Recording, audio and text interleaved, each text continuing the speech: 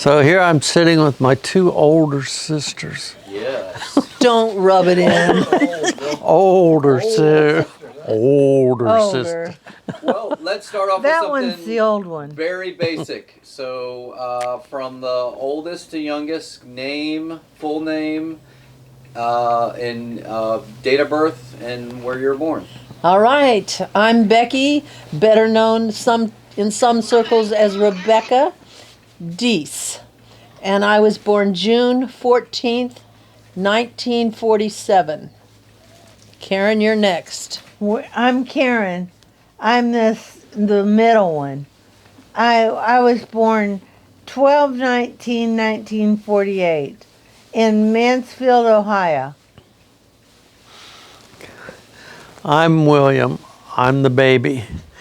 Oh. I was born in 1951, April 14th. All right.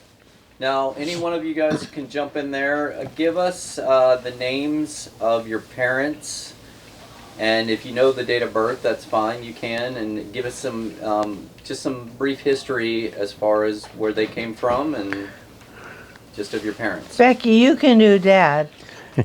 Okay. My father was William Howard Derrenberger.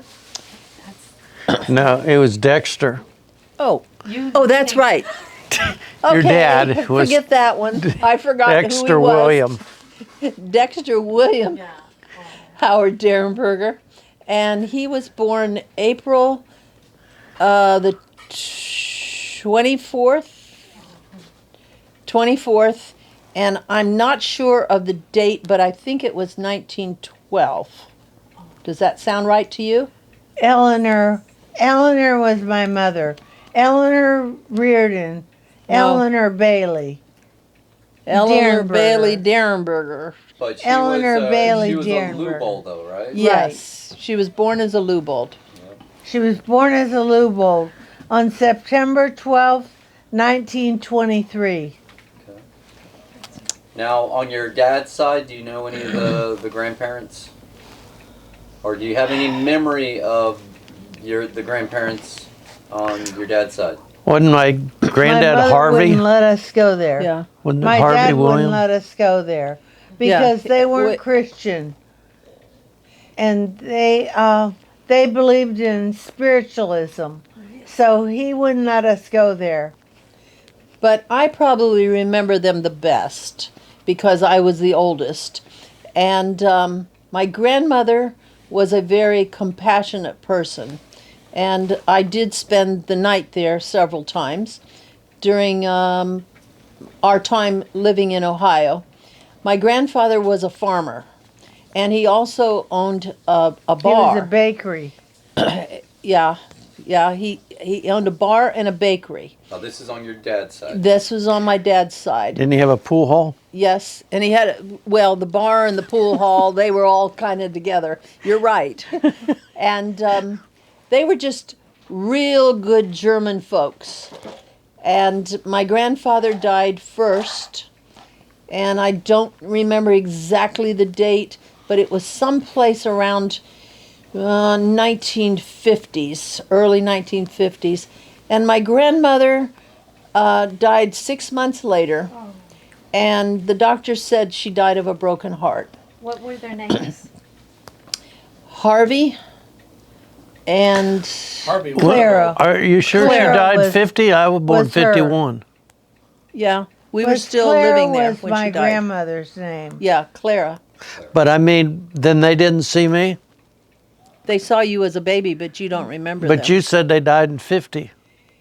I said someplace around the 50s. Had to be 53. early. Now Yeah. with that, Yeah.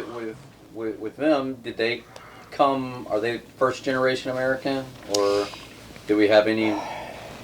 They came over on the boat from Germany, Okay. and That was actually they were our bakers great-grandfather. over there. That was actually our great-grandfather came over on what he did. He lived in Germany, and the First World War, everybody knew the First World War was going to start, and he walked or hitchhiked to Italy and he smuggled himself on a banana boat, and he hid himself until they were out in the middle of the ocean, and they landed in New York, and he was a baker. And so that's how our family originally got to the United States. And that's a My mother Derrenberger. could Yes. make the best pies, and they taught her how. Yeah. Okay. Your But family that from was my Heidelberg? great-grandfather. From Heidelberg? Yes, and he lived in Heidelberg. Heidelberg. I forgot to tell you Do that. we know the names, or is that something? Was it Harvey? It was also? Harvey. Your I great think. grandfather. Yes. Yeah. Yeah. I think it was Harvey. Harvey. Yeah. So that would be from that side, the first from Germany to America. Right. So I wish you'd have told me ahead of time because I do have all this history I know. written down, but now you're challenging me, John. But that's okay. Go ahead. And Grandma was Lubolt's. Yeah, on my mother's side. And Let's she talk was about their side. So Yeah. Yeah. What about both sets of your grandparents? Do you remember their names? So, Gra- Grandma's side. Grandma was a Dobbinspec. Dobbinspec. Yeah. On my mother's side, her maiden name was Dobbinspec. And She was German. they were German also. They actually came from Pennsylvania to Ohio. And her mother died when she was 7 years old. So my great grandfather raised my grandmother and until she married my grandfather later. His name was Orvie. What was Lubolt. his? Orvie Yeah. Lubold. Okay. Yeah, that's who my grandmother married, Orvie. Okay. Now And go ahead. oh, go ahead. Yep. No, well, they settled in Ohio, and originally my grandfather was he was really a super mechanic, wasn't he? Yeah, did a little But better. when the war broke out, they bought land outside of Mansfield, Ohio. They bought, oh, I can't remember 100 exactly. 100 acres. acres. It was, yeah, it was 100 at acres. least 100 acres. And they farmed. All through the Depression, they provided for their family and a lot of other people. And once the Depression was over, then they sold the farm and they moved into Mansfield, Ohio. And my grandfather, Lubold, which was my mother's father, he got a job at Mansfield Tire and Rubber, which in those days it made tires. But prior to drove- that, just he for drove the truck. yeah, prior to that, for a couple of years, he drove a semi truck, which delivered all kinds of goods all over the United States. But that got to be, I remember my grandfather telling me, that got to be really tough because in those days they didn't have any springs in the trucks, and the jarring gave him some real serious stomach problems, which he Kidney suffered problems. with. Yeah, he suffered with it the rest of his life. So that's why he went to work for Mansfield Tire and Rubber, and he stayed with them for I don't know how many years, but he retired probably He did in the his work 60s. of two men. Yeah. I remember Grandma saying they'd call him up and he did the work of 2 or 3 men. Wow. Yeah. But back then, when they would have a tire, they needed to test it. Now they put it on a machine and it tests it, runs. You would have to put the tires on a vehicle and he'd drive it for hundreds of miles. Then they'd bring it back in and take it off and see how the tire's wearing. I'm glad you remembered that. That's why he was driving the trucks, to test these tires. So Becky, they bought the farm at the beginning of the Depression, not the World War II. World War II was 1941, but the Depression started about 1930, 31, 32. Yeah. Right. Yeah, So during they the were on the Depression. farm 10 years before Right. the war. Okay. But Right. but he told me he was working some too. He put lights on his tractor and he would farm at nighttime. I mean, they didn't know anything but working. Yeah, he went Yeah, to he- daytime job. And He'd come farmed home at at night and he put one of the first ones, the wire up lights on his tractor, and he'd plow late at night, and then get a couple hours sleep and go do his other job. Well, while we're on the subject of grandparents, do any memories just kind of like jump out at you as far as like some good memories or even bad memories that are worth telling? Oh, I can tell Well, you. Grandma was a prayer warrior. She prayed all the time. She prayed a lot for all of us here today. And my grandmother was very instrumental in the church. And in all of us being Christians. And one of the And reasons. I just want to clarify that's Grandma Lubolt. Okay. And one of the reasons that Grandma came to the Lord, because she was not raised in really a Christian home. She had no mother after she was 7 years old. She only had an 8th grade education, but she became a court stenographer. And she was working in the court system until she married my grandfather. Then they had my mother. Early on in their marriage, however, I was pretty young, but they had a catastrophic, I guess I could use that term, car accident. It was their very first time to go on vacation, and a woman that was driving drunk hit them broadside, and it broke multiple bones in my grandmother's body. Her arms, her back, She was her in a legs. cast from the neck down. Yes, a body cast. And she laid in the hospital, and then they transferred her to her home. living room. And I remember going there and seeing my grandmother in a hospital bed. But this is the exciting thing. The doctors told, oh, I get emotional when I think of this. The doctors told her that she would never walk again. And she looked the doctors in the eye, and she wasn't arrogant, but she said, you are the physician, but I know the great physician. And I want to tell whoever watches this that within 2 years, maybe it was even 1 year, because I've heard this story when I was young, so I don't remember all of this, but she was able to walk. Wow. And she first started with a walker and then a cane, and she was probably in her mid-40s at that time.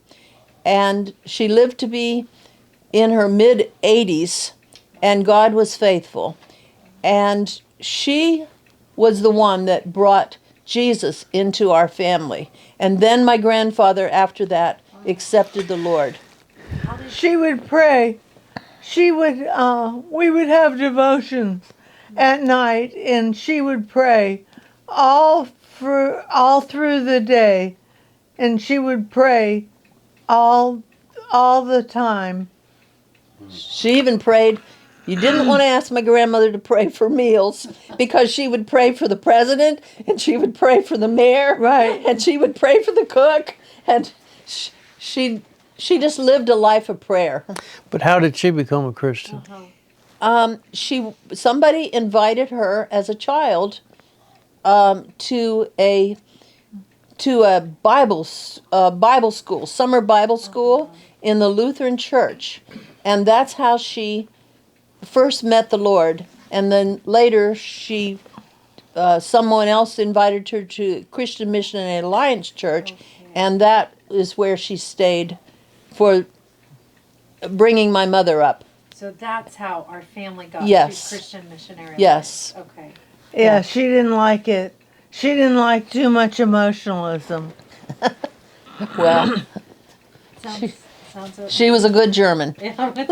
Now, how was your grandfather involved with the faith on that side? My grandfather was a Christian, but he wasn't quite as outspoken. You know, he was just a hard farm worker, and I think his faith was deep within him. And we always, even after we moved to Florida, we would go to Ohio for about 6 weeks every year, and every single night with my grandparents, we would have family devotions. Excuse me. And that's the way my brother and sister and I were raised. We didn't go to bed unless the whole family gathered together and And prayed. we prayed. And definitely Always. did that in Ohio. So my grandfather was greatly influenced by my grandmother. And he did accept the Lord, because I asked Grandma about that one time. I interviewed my grandmother, and I still have a cassette. I took him to the hospital. Yeah, that was years later. But I do have a cassette tape of my grandmother's testimony. Okay. So, Does anybody have any other memories of your grandparents? That was enough. I know, Dad, Dad you has- mentioned some stuff about. Well, he'd always have tools and wood and all this in his shop ready for me when I'd come there, and I'd work in his garage all the time. And then he'd remember one time he took me in the truck and we got a bunch of cow manure and stuff and came back, and he always would garden. We made a little, he started the square gardening, I think, because we had a small plot, and he'd garden in that and plant stuff. And he had what they call a green thumb. It would always grow good. Well, for you, I think I've always got the impression that he was one of those types of grandfathers that was excited for you to come, and he was prepared and Right. ready, and Always. Yeah, and then we'd go to a place called Beulah Beach, which was the Missionary Alliance thing, and they had cabins there, and his cabin was Dan, and he built the thing. And then we'd go stay there, and then they'd have services at night, and we'd run around with the kids there and play and do stuff. And yeah, what he's talking about is every summer we would go to the Christian Missionary Alliance campgrounds that was on Lake Erie. And people would stay for like 2 weeks, and they would have meetings in the morning, children's meetings. So we spent 2 weeks of every Becky, summer going to children's Put your meetings. hands down. And adult meetings, and we'd And didn't you used to say, and you still do, that his influence is a big reason why you're involved with your Well, her grandkids and- influence. My grandmother was a prayer warrior, and she prayed for us all the time. well, I think Yeah. she was directing that question to Bill, though. Tell her about how he. well, mentioned to you. mechanical stuff and this and that, got a lot of that from my granddad, like to work on things and do stuff, and, And now you take time to teach. yeah. Yeah. Teach the kids, and we farm or do this or that, and I think I remember when I got into welding, he says, now be careful, don't get hurt. And Because I really feel like our grandparents modeled to me how we should be involved with our grandchildren, mentoring them so that when we are gone, that our kids look at us as being accepting of them. Okay. Today's life is so busy that if we're not careful, our grandkids are kind of a bother because we're not as young as we used to be. And I have What? great memories. Well, you are. Speak for yourself. I just have great memories of how welcome I always felt in my grandparents' house. good.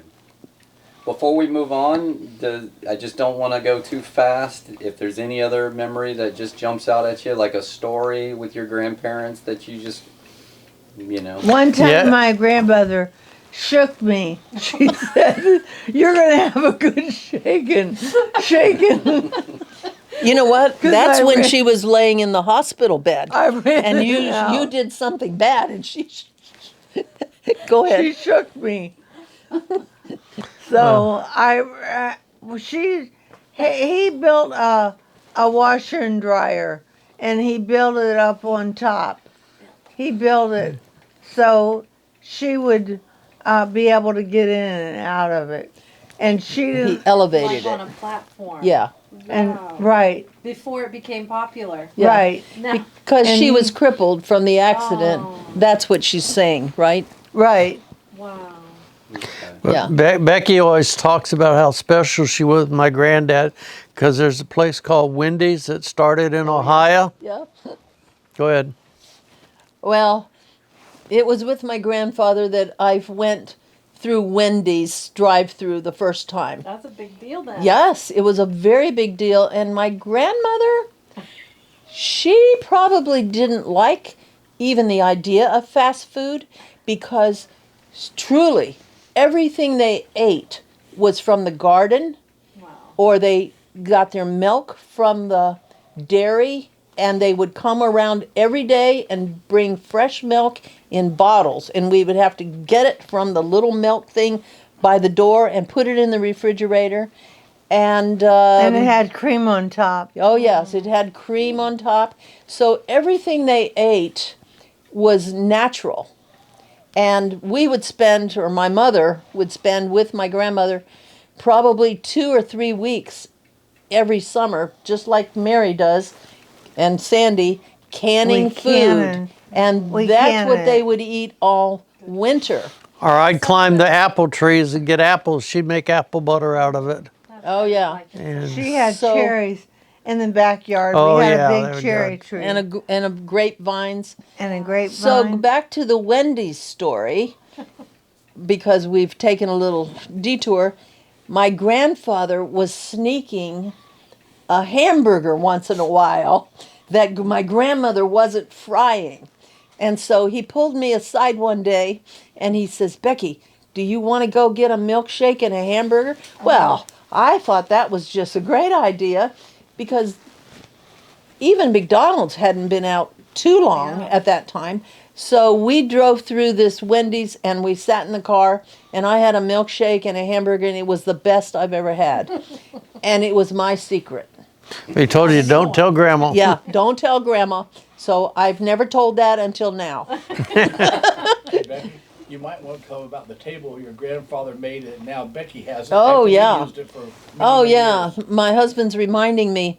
My grandfather was such a craftsman that he chopped down what kind of Cherry wood was tree. that? Cherry trees Cherry from tree. his farm, Him and George. and he handmade a dining room table that the leaves fall down when you don't want to when you don't want to use the whole thing. And for years we used it when they passed away, I got it. For years we used it as our dining room table. Now Becky, Bill's Yeah. daughter, who was named after me, I'm bragging, we passed it on to her. And so it's going down the family. So I've got something to steal. Yes. Yes. And I still have my grandmother's organ, a pump organ. Oh, cool. And I don't know which one of my nieces and nephews are accomplished musicians, but I'm going to have to give this away someday, and it's probably pushing 200 years old now. Is there something that your grandmother, food that she prepared that you could? Oh, sauerkraut. She was a great cook. Yeah. She was a Grandma good was cook. Grandma was a great cook too. Yeah. So she Grandma. learned from Our my our grandma. mother was a good cook, but Grandma was taught her, Yes. and she was a better cook. Yeah. So homemade sauerkraut. Yeah. They would Wow. they would actually cure it. Like I think- fermented. Yeah, ferment it. Wow. And the cabbage was right out of their garden. I mean, seriously, they didn't go to the grocery store. I don't ever remember them. Maybe towards the end of their life, What about meat? but oh, they got it from the butcher. Okay. But they It was would buy something it. Local. Yeah. They would buy it sometimes directly from a farm. Right. When they would, so and in fact, it scared me sometimes because we would go there and they had some kind of method of drying or freeze drying it, or I don't know exactly how, what it was That's called. what they would do. And they freeze. would hang it in their cellar, and it was preserved. They were curing it. Yeah. The whole cow maybe. Mm-hmm. Yeah. And then they would cut it to whatever they wanted, and also keep it in the freezer. Now that's organic. Yes, it was very organic. We didn't know what it was like to eat in fast food places. Even when we were growing up, we didn't. We Yeah. didn't go. And now we want to move forward to your life in Ohio. And now all three of you guys are together in Ohio. So if you could just discuss what, some of the memories that you have, some of the interactions with your parents and what they were like as parents at a young age. Do you want to start with Bill or Karen? I have no memories. Because I probably have I have the no most memory. most memories of Ohio. Well, we'll go with Ohio, and if there's no Yeah. more memories of Ohio, then we'll just jump to when you moved Okay. to Florida. I remember we went through window to window upstairs in the drugstore.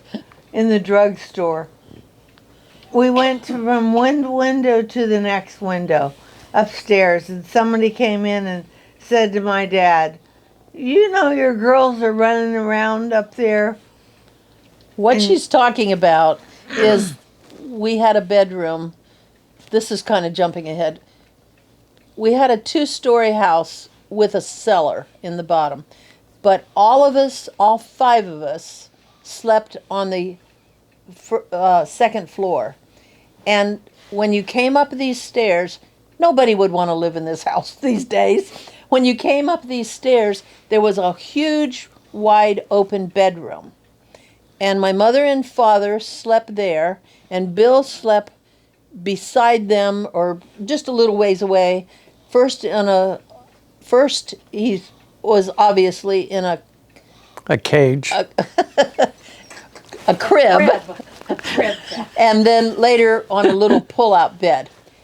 Karen and I had another room that was actually accessed through their bedroom, and we had 2 twin beds. Now, there was 2 windows, one in the bedroom that we shared and one in my parents' bedroom, and out of those windows was the roof of the porch. And that's what she's talking about. One time we discovered that, we could pick up these windows and climb out on the porch roof, which oversaw Highway 42, which was the main drag through the little town of Lexington. So all of the neighbors could see us. And my dad was down in the drugstore, which was attached to our house, so he didn't know what was going on. And my mom was working there also, because she always worked the soda fountain during the day.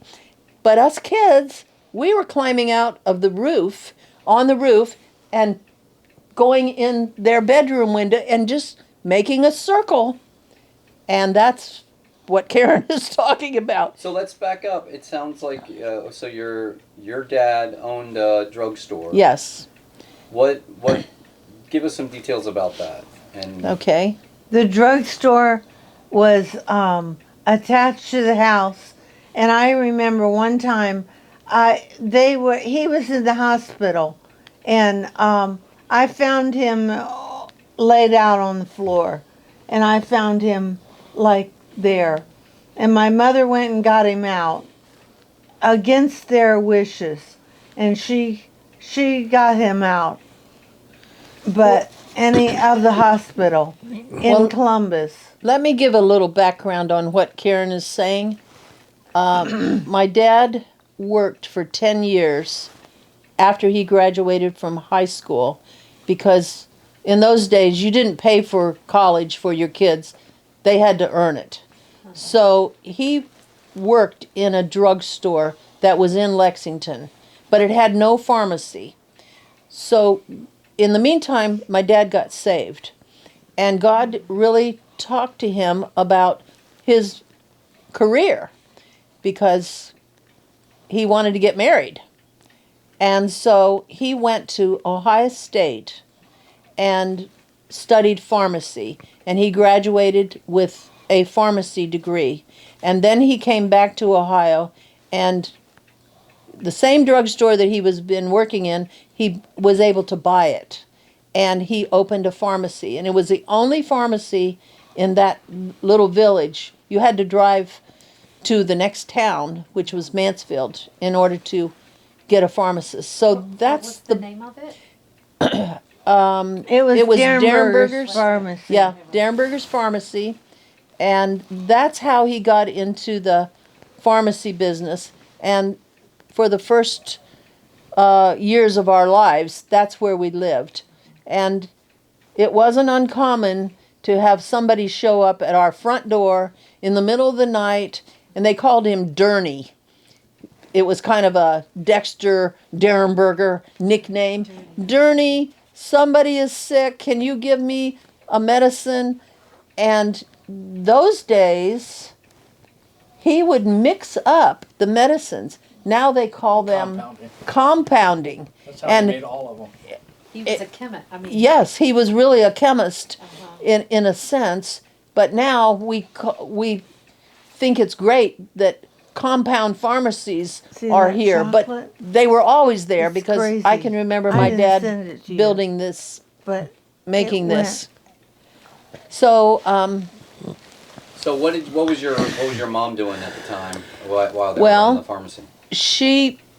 we had a full-fledged soda fountain, and people would come in after work and want ice cream or sandwiches, and my mom worked behind that soda fountain in the busy hours, and she was in the house taking care of us and doing the because wifely chores. You didn't go to school up there. Yes, I went to school through 3rd grade, Oh, okay. but okay. Karen So and Bill maybe did second- not go to school there. Oh, really? We moved. Right. And what Karen was referring to, without going into a lot of the details, when my grandparents passed away, my dad had witnessed to them for many years, and he was not sure that my grandfather had ever really accepted the Lord. And then his mother died 6 months later. Okay, so my dad got his pharmacy degree. He bought the pharmacy. And in the meantime, my mother had graduated from business school. So she went to business school after she graduated from high school for 2 years. But my dad was 10 years older than my mom. And more than that. no, he was 10 years. And Mom would go into the pharmacy to sit at the soda fountain because she kind of had her eye on the pharmacist. And that's how they met. And then they got married, and of course she moved into the house that he had already bought. When I went to my dad's funeral, a lady came and showed me a silver dollar that my dad had gave her, and Mom said, I took him from her. I didn't know that. Really? Yeah, she was an older lady. She says, yeah, I took her from them. She could have the silver dollar. So I'll go back to my previous thought, because when my grandparents passed away, and I've already given that background, my dad kind of went into a deep depression because he was so concerned that they had not come to the Lord. We're pretty sure that my grandmother was saved, but We don't know. we don't know, and God knows. So my dad went into a deep depression, and he couldn't sleep at night. And because he was a pharmacist, he knew how to mix up sleeping pharmacy type of potions, and he would take them at night. But, they weren't regulated.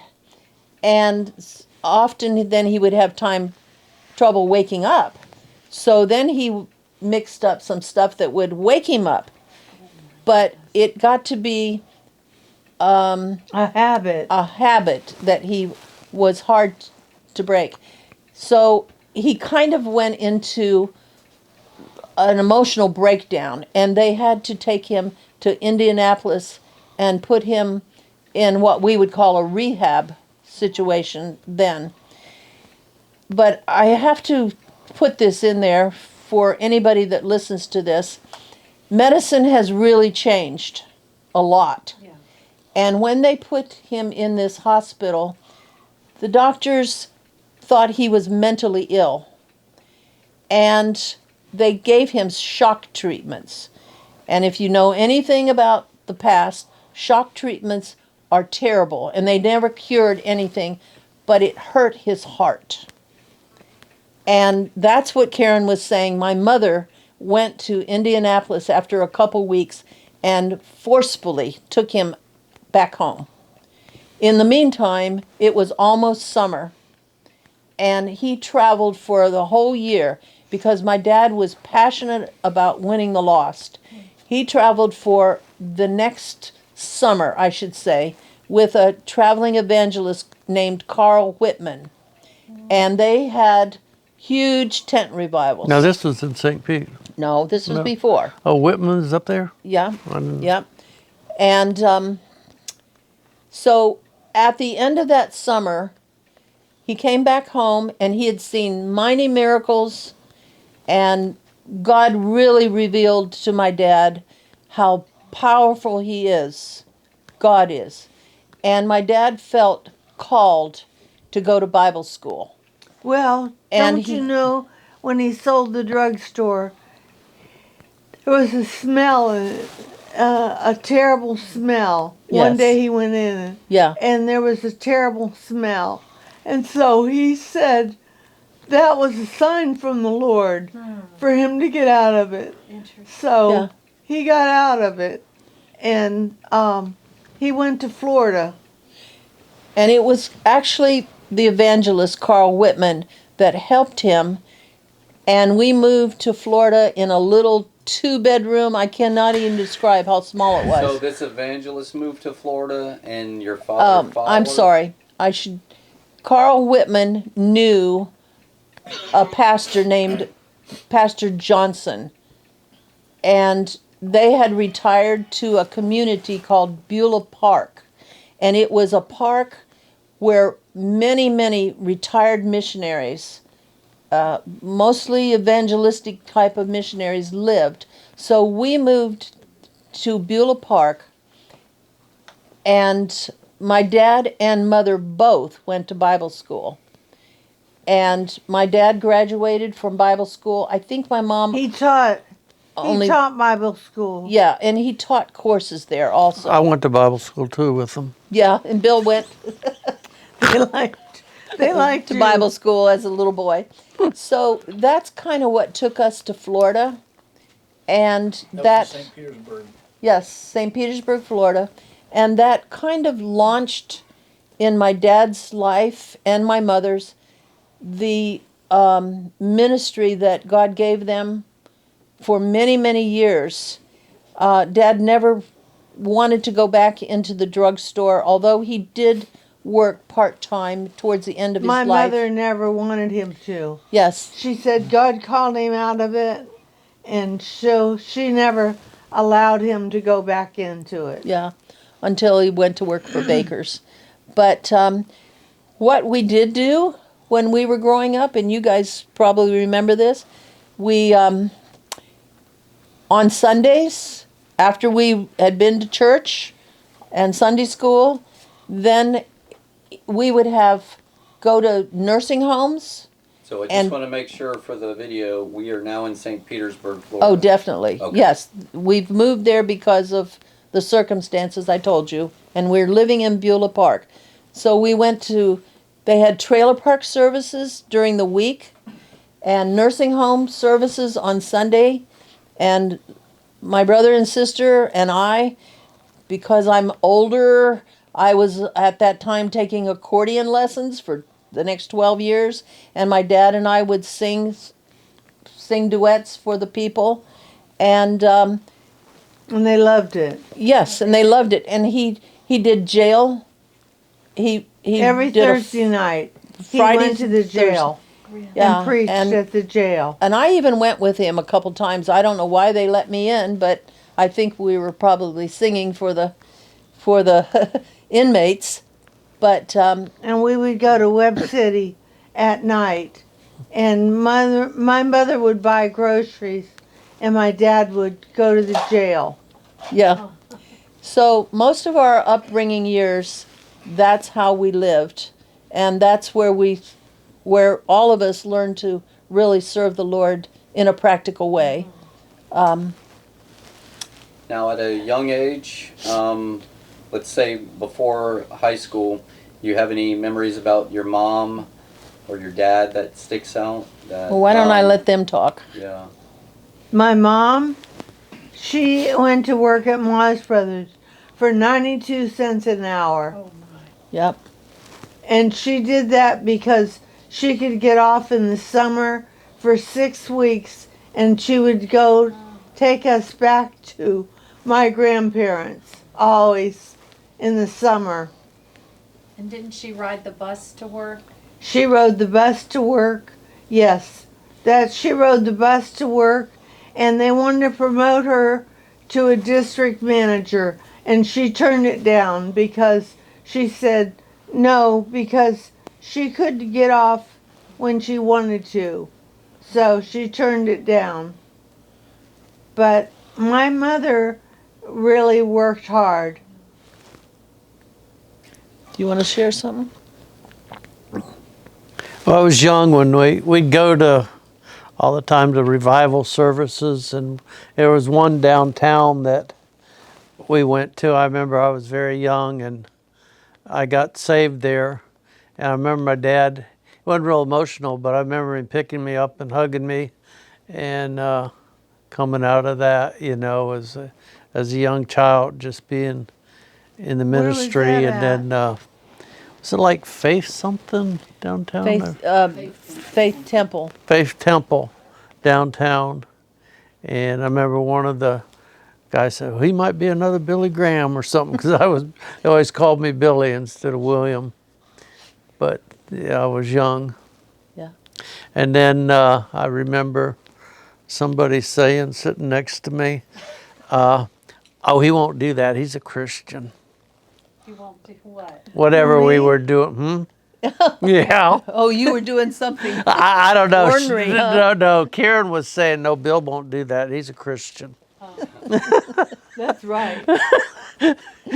Whatever. But it wasn't. Little It wasn't did in we a. know, It wasn't right? in a good way. She was saying that. Oh, Well, okay. and maybe the question I should ask, even in so your younger years, anything besides the parents, that just some stories, just random stories that kind of stick out. Maybe it's at school, maybe it's birthday parties or the friends that you had that just stick out. Maybe the games that you guys played, because it's very different for kids nowadays that have screens all the time. We That's always true. played outside.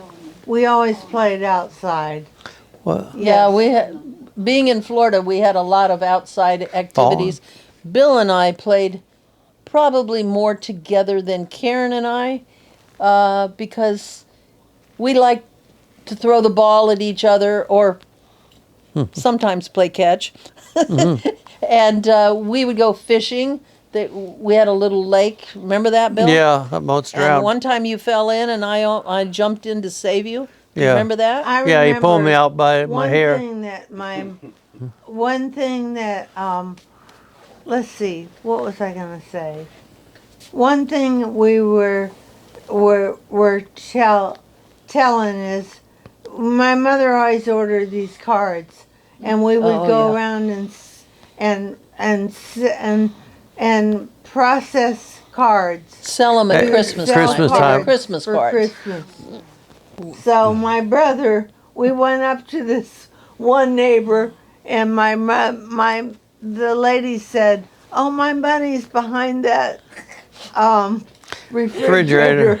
And my brother said, "Okay, well, don't worry about it." I said, "Oh no, we're gonna move the refrigerator." That sounds like Karen. So I we didn't moved know the that. refrigerator, and You she made bought that the sale. cards. You Yeah. made that you knew you were a That's salesman. Yeah. right. Hey, tell the story about the Yeah. time that you and I were selling cards, and we have all these cards in a little wagon, and we're a long ways from home. And she says, oh, I broke my leg, and pick up that hubcap. You might need that for a pillow along the road. And she make me drag herself. Of course, I had no idea where I was at. I was lost. And so I'm dragging her home in this wagon. And then when I seen the house, I went screaming off and left her. That was a dirty trick for an older sister to do to a little boy. I think there's a lot of stories like that. Yeah. Or some, Well, there was some stories that he did to us too. Well, let's hear some of those stories then. Do you want to tell any stories that you did to us? I was always sweet to y'all. Oh yeah, yeah. How about the Did something to I your like hair, the didn't I? boys. I like the boys. Oh yeah, poured sand in Oh. your ears. Oh, I didn't remember that. I clicked my shoes and poured sand in your ears. You had to go to the doctor and get them cleaned out. Gosh. Oh, But didn't you do, Aunt Becky, didn't you convince Aunt Karen to get something? She had been saving money. And Oh, that was in Ohio. Yes, We went to the the drug drugstore where they have fountain drinks, and Karen says, "Oh, Becky said, I'll get you a drink." And then after we were done drinking it, because they had fountain machines, she says, "You remember that money you used to have on your dresser?" oh, that was yeah.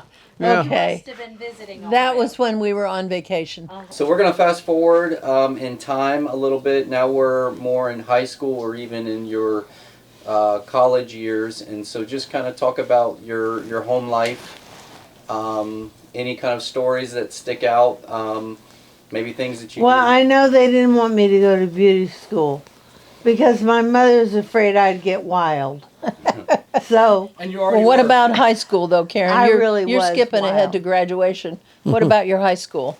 my high school, my mother didn't like it because I liked the boys, and she didn't like it. She wanted me to marry a Christian, and I said, okay, I want to marry a Christian. But she didn't like the fact that I liked the boys. Now, at this time in your life, were you a believer? I would say no. No. So I really got under conviction, and I went to the altar, and my dad was on the other end, and that's when I really got saved. I was probably 19, maybe 18, and I really got saved then. So then I moved to Tallahassee with Becky because Becky went to college and she didn't want to live in the dorm. So I moved up there with her. And then I met Bobby, and we were introduced to Pentecost. Okay. Does anybody else have anything back in high school with your parents that you can kind of recall? Do you want to go Memories first? or- Bill, you played football in high school, right? Yeah, I let's talk took about in, that. That's good. Yeah, I got in. We had a trade school, so I got into welding and did that. Ended up graduating the top of my class in welding, and then we had we played football. We were the state champions, and What was the name of your high school? Wow. Dixie Hollins, Dixie Hollins. home of the Fighting Rebels. That's really popular today, you know. But no, it was Dixie Hollins, and it was Hollins because the guy donated a bunch of money. That was his last name, but they just called it Dixie. And anyway, so I did welding and football. Now, didn't your father, was his musical aspirations, didn't that help you guys? He With, tried. Yeah. He tried. I played He the didn't- trumpet some, but not that much. And you know, he was good. He was. We never did say, but my dad was the champion football player for them. They didn't lose. He was a quarterback. Ohio State. And back during that time, that was in high school. During that time, they would drop kick the ball to make extra points, and he was the kicker. Plus, he was the quarterback, and he'd run. And he says those big boys couldn't catch me. He'd run and stop and go this way, and you know. But anyways, I think they were, which was right. I was very small in high school, and I think they were more afraid I'd end up getting hurt, which could. And your dad was small too, but Yeah. he was a really good athlete, obviously very smart, playing quarterback, Yeah. then going to become a pharmacist. Right, and it was, you know. So all of us were just a couple years apart in school. Karen and I were 2 years apart, and Bill was behind you, Karen. How many grades? One. One. Okay, because we're fairly close in age, actually. I went to Dixie Hollins also. But prior to that, I had 12 years of accordion, and my passion really was music. And so when I got to high school, I auditioned for a special choir. It was called the a cappella choir. And I was accepted as a 10th grader because 10, 11, 12 was high school. And so I got into a cappella choir, and that was where I think I really got the vision for what I wanted to do the rest of my life. Because when I graduated, I knew what I wanted to do. But during those high school years, I just had a good time traveling with the a cappella choir, because we traveled a lot on weekends and gave concerts. And I didn't really have any piano lessons because Dad gave Karen piano lessons, and he gave me accordion lessons. He tried to give Karen, but she would cry because she didn't want to practice. Could play the He piano. could play Yes. everything. Couldn't your He could mom play. play too? Yes, my mother played in high school. She piano? played the piano for her choirs, and so she was pretty musical. My dad and my aunt. He played the piano, the horn, the trumpet, and the accordion. Your mom did drums too. Yeah, I forgot about that. Oh yeah, my mom wanted to go to the basketball game, but my grandmother wouldn't let her, but because they didn't want to pay the money to go there. So my mom got in the band to play drums so she could go to the basketball games. Yeah. So for me, music was pretty much the center of my life at that point, and it gave me some direction. When I was a senior in high school, then I received a 2-year scholarship to junior college, because at that point I wanted to major in music, and I was interviewed by a famous choir that was in St. Petersburg at that time. I think it was called the A Cappella Choir of St. Petersburg or something like that. And they gave me a 2-year full ride scholarship to junior college, but I did have to buy my books. And by that time, I was also taking piano lessons. So that's why I started teaching piano. And I would go to school during the day, and then in the evenings, and this started when I was a senior, in the evenings I would drive around St. Petersburg 4 days a week and teach private lessons in people's homes for $2.50 per lesson. Do you guys have any stories that between with y'all, as far as some of the things that y'all would do together that stand out? Maybe not so much when you were little, Well, but any older. Becky got me out of the house. Oh, One gosh. time, she drove me, and I ducked down so nobody could see me. The And she reason drove me- is because she was being stalked by a boy that she didn't want to date. Right. You remember that? And he was parked in front of our house. Go ahead. That's right. So she got me out of the house. And she laid on the floorboard of my car, and I just pulled out of the garage and kept going, and he kept sitting in front of our house waiting for her to appear, and she never did. And you also Yeah, then they got, go to the movies. they took yeah. and Thanks.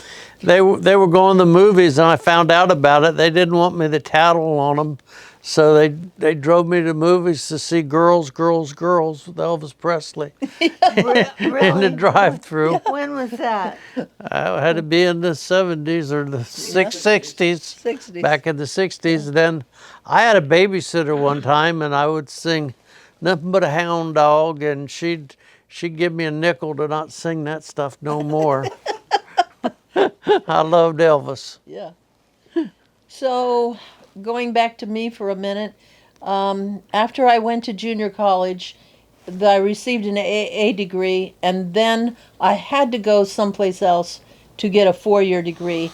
So that's when I transferred to Florida State, and by that time, Karen had graduated from college, or from high school, and she had her I beautician's graduated license. from beauty school Yeah, from that's what I said. Thompson downstairs. Yeah. Mother, they wouldn't pay for me to go to beauty school, so I paid for my own. Well, What? my parents they really didn't have a lot of money. Everything that we got, we either earned or got a scholarship for, which was okay. Why'd you go to Florida State? The reason I went to Florida State was because at that time, and I don't know what it is now, several of my friends It was a from music school. several of my friends from high school that were also majoring in music went there, but it was also the top 10 music schools in the United States. It was an all-female school at that time too. wasn't it? No, it was It They're playing football. Oh, okay. Yeah. Okay. Well, I remember there was a time it was an Yeah. all-female. Yes, World War it's- II. After World War II. it became Oh, okay. co-ed. That was way back there. My Okay. dad dated girls back at Florida State when he was Okay. stationed at Dale So- Major Field. So then Karen moved with me, and we rented a mobile home, and that was my last 2 years of college. And prior to me getting married, that's another chapter. But we lived together. Karen worked at a beauty school, and I went to college and still A taught beauty piano. shop. Beauty shop. I'm sorry. And so I was still teaching piano and earning my way through FSU because I did not have a scholarship at FSU. So I had And to pretty Dad much gave pay me for the. $500. Yeah, Dad gave us gave me $500, and that was it. And she bought a horse. Yeah. I bought a horse. No, Karen bought the Karen horse, bought and the I horse. was the one that rode it. So we had a horse And during. when did Bill come to make the Three Musketeers? That was after Dad died. That was 71. No, Oh, right before. right Yeah. before, yeah. Yeah. Okay. So the last And if thing you- my dad said to me, when the last words he said to me before he passed away was, would you come back to St. Pete and help me do a work? He still had that in his heart. And I said, I'll pray about it, Dad. So that was the last words. Then the next thing I knew, he was gone. My mother called me that night and said, your dad's dead. So I said, okay. So I drove home that night, in the middle of the night from Tallahassee to St. Pete, so she wouldn't be alone in the morning. And Jim and I had just been there that weekend because it was Palm Sunday. And we had only been married about 3 months. And we decided that we would go home to St. Petersburg and have Easter. What did I say? No, Palm we went Sunday. Palm Sunday, but we decided to go Yeah. Easter, but then God changed that. Yes. And we were there for Palm Sunday. We had a beautiful Sunday dinner with them, and we drove back to Tallahassee. Karen was still living there, and Bill, you were still living. Well, I was going to go the You were next living- day and look for a car with Dad. And Mom called, he passed Right. away that night. Yeah. So, anyways, that was the end of our childhood in some regards because our dad was gone, and now Mom is with him, and they're both looking over the portals of heaven and cheering us on. I don't know how much further you want us to go. Well, let's just put we'll put an end to it. So what I would like you to do is say something to your great-great-grandchildren that you think is very important that you would want to give them. So we'll just go, everybody just kind of... There's nothing wrong with your parents making you work for a living. That's right. Didn't hurt anybody. Kids that learn to do chores at home turn out to be great workers. Right. And the number one thing is to get Jesus in your life and serve him and let the Holy Spirit guide you in the ways you go, and he will always have the right path for you. That's right. That's good. Right now. Well, you tell what you feel you would like your great Well, grandchildren my to know. grandchildren know the Lord, and I want them to always follow the Lord, because God will lead them in a path that they never thought they would go in.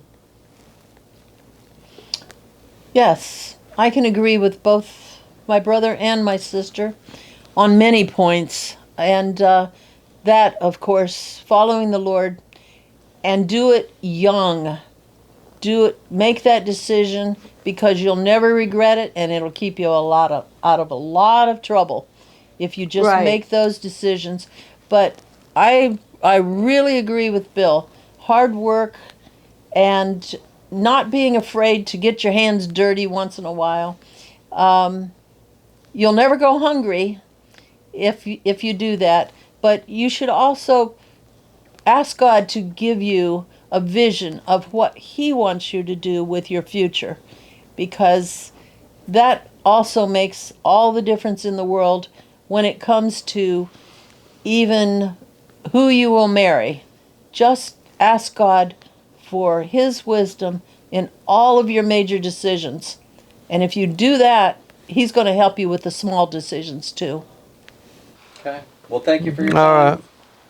Good. Thank you for listening.